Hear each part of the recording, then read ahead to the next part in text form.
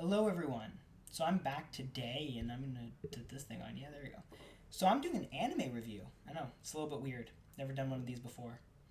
So I'm gonna talk about anime. I'm gonna talk about Frieren Beyond Journey's End. So the first four episodes of the show. I'm gonna kind of give my thoughts on it.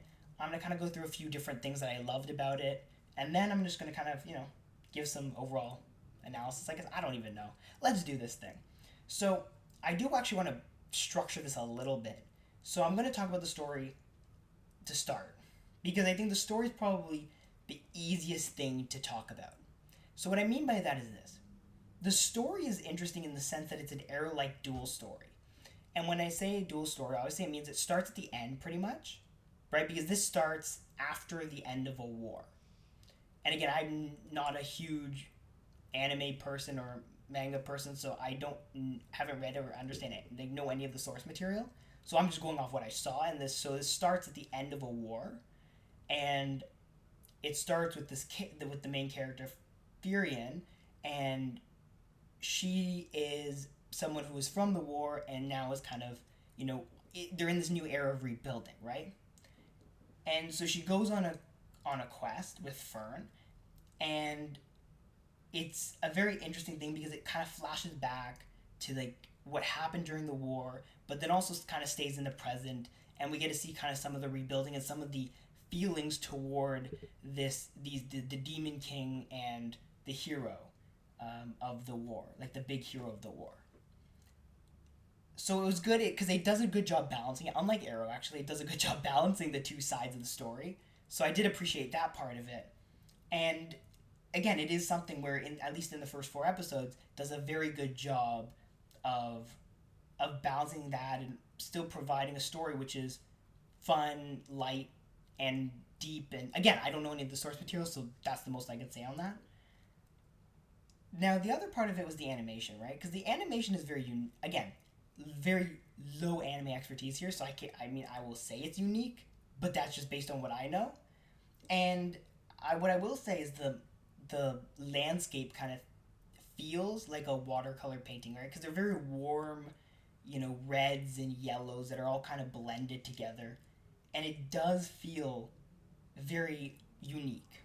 Because again, when you look at least the scale of animation, you typically get very stark colors, stark contrasts. Here, it's very like almost it blends all together like a watercolor painting, where because it kind of like even the characters kind of don't stand out in the within with like outside the background, which is something again it is unique at least in my thing because it's not that kind of hyper like I know My Hero Academia, right, which is an anime series I've watched all the way through.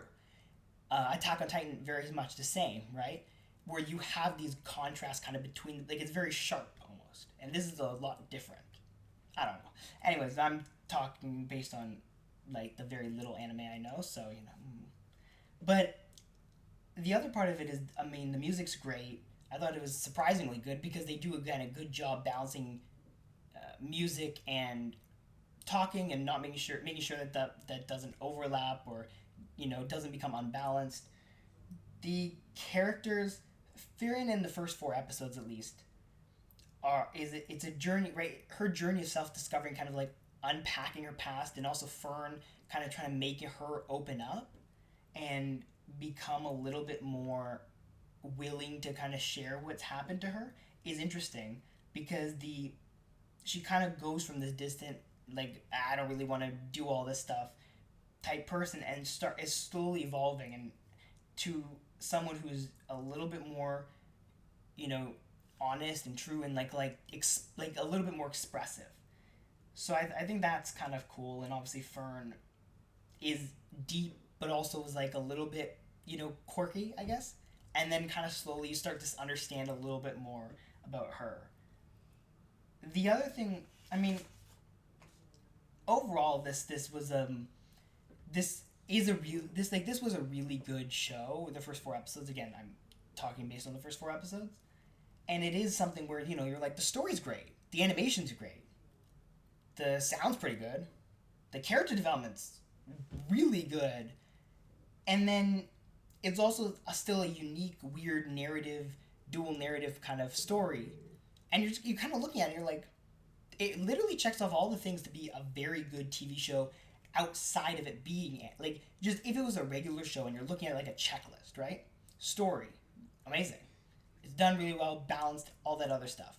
Character development, check. First 4 episodes, you feel like the character is actually growing and not just staying or trying to get from one point to another for the sake of the story. Like they're just kind of naturally growing. The animation, definitely not just copy and paste from everything else you've seen, even from some of the other popular anime. It's still very different from that. The sounds is great. The music's great. The voices are great. All that stuff's great. And you're kind of looking at it, you're like, check, check, check, check. This is a great show, right? Like, it was, I don't want to say it was a shock, but I don't think I expected to enjoy it as much as I did. And I did enjoy it, and that's kind of where I'm like, because like I was thinking about how am I going to talk about this show, right? Then I start watching, and I'm like, it really does, like, I literally wrote out a checklist. I'm like, okay, so is the story good? Yeah, it's good. Is the animation good? Yeah, it's good. Is the character development good? Yeah, it's good. Is the sound good? Yeah. Well, I guess it's a great show. You know what I mean? Like, it wasn't something where I was like going in with expectations, but then I was kind of like, I can't say anything like, I can't say it wasn't a good show. I mean, there are points like where it's slower, but when the benefit of animation, right, that looks so good, is even when it is slower, you can kind of excuse it a little bit, right? Because you look at a movie like, and I'm gonna go away from anime, but you look at a movie like Spider Verse. There are points in Spider Verse, especially the second one, that are a little bit slower. You get away with it because you're so captivated by the way they design it that it doesn't matter that it's slower. It really doesn't matter, and you get that with this show too, and it's kind of like, okay. And I mean, I watched it. I watched it one episode a night just because I have 700 things to watch and do. But I was engaged for the entire time, or I was just like staring at the colors and I was like, oh, this is nice. So even if you're not a huge anime person, I would say definitely watch it. I think this could end up being one of the better anime things to ever come out. You can watch it on Crunchyroll now. The next episode, I think the fifth episode, comes out on October 6th, if I'm not mistaken.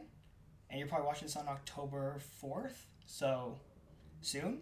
And I think it's well worth the watch if you like anime, and if you don't, like, again, I'm not a huge anime person, so I think my, kind of, like, my opinion should kind of weigh more because I'm not going to be biased towards it unless I thought it was really good. So I did think it was really good, and so I think even if you're not an anime person, you should definitely watch it. But other than that, I mean, let me if you've seen it, let me know what you think. If you haven't, you should go watch it and then let me know what you think. Don't forget to follow us on social media at comicboys_, and leave a like, comment, share with your friends. If you're listening to this on podcast apps, follow us so you can get all the new stuff, and then subscribe to us on YouTube. And if not, then just subscribe to us on YouTube. Anyways, have a good day.